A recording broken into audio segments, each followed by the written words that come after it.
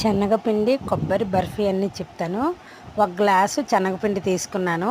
ఒక 4 స్పూన్లు నెయ్యి వేసి నెయ్యిలోని చిన్న మంట మీద శనగపిండి మంచి సువాసన వచ్చేదాకా వేపుకోవాలన్నమాట. చిన్న మంట మీద శనగపిండి అనేది మాడిపోకూడదు. మనకి ఆ స్మెల్ అనేది మనకి తెలుస్తూ ఉంటుంది. వేగేసరికి అలా చిన్న మంట మీద అలా వేపుతూ అలా ఉంచుకోవాలన్నమాట. వేపింది పక్కకు తీసి ఉంచేస్తే సరిపోద్ది. మనం శనగపిండి ఎంత తీసుకున్నామో అంత గ్లాసు కొబ్బరికూరు, ఆ గ్లాసున్నర పంచదార, ఒక గ్లాస్ పాలు వేసి చిన్న మంట మీద దగ్గరికి అయ్యేటట్టు ఉడికించుకోవాలన్నమాట. కొబ్బరికూర ఉడికిన తర్వాత అందులో కొంచెం ఇలాచీ కూడా వేసి మరగనివ్వాలి.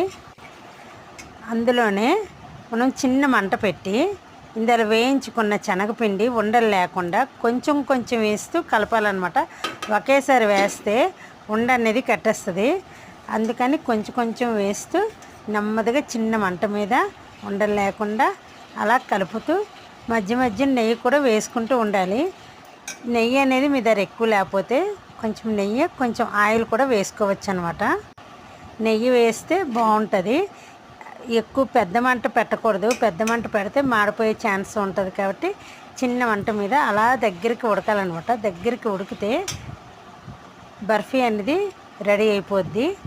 నెయ్యి రాసుకున్న ప్లేట్లోని మనం ఈ బర్ఫీ అనేది వేసి అందులో డ్రై ఫ్రూట్స్ అనేవి పరిచి చల్లారాక మనం ముక్కలు కోసుకుంటే చాలా బాగుంటుంది అనమాట.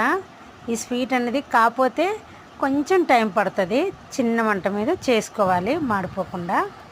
స్వీట్ అనేది చాలా బాగా కుదిరింది. మీరు ఒకసారి ట్రై చేసి చూడండి.